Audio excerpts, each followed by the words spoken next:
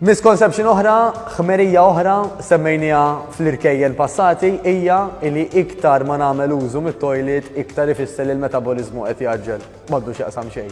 Is-sistema tal-metabolizmu tagħna, jiġifieri kemm ġismi jaħraq kaloriji, hija l-aktar affettwata minn kemm niċċaqlaq, mela kemm nuża kaloriji jiena, mhux biss b'eżerċizzju, iżda anke b'movimenti sar bħal nippassiġġa, bħal ma nipparkjax bil-fors wara l-bib tal-ħanut biex ninżel nixtri mill-ħanut, bħal pereżempju mhux naqbad il-lift anke jekk hemm it-taraġġ, dawn l-għażliet żgħar b'mod regolari illi ħajkomplu jżidu anke ma jiena kemm nuża kaloriji ġurnata wara l-oħra.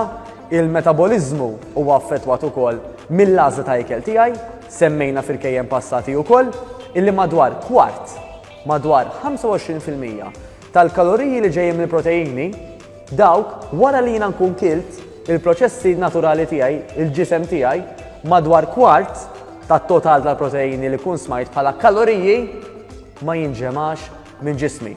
Waqt li il-ġisem ma jżommx biss inqas minn 10% tal-ikel li ġej minn karbohidrati u xaħmijiet. U allura din hija raġuni oħra għalfejn tipikament high fiber u high protein diets huma rakkomandati anke fil-ħajja tal-lum.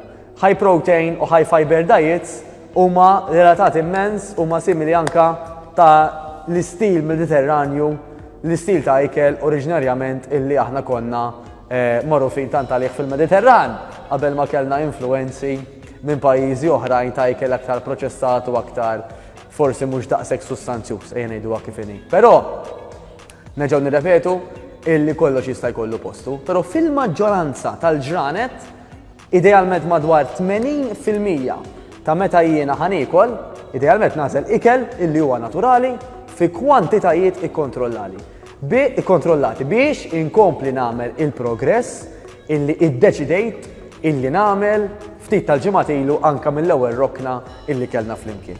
Issa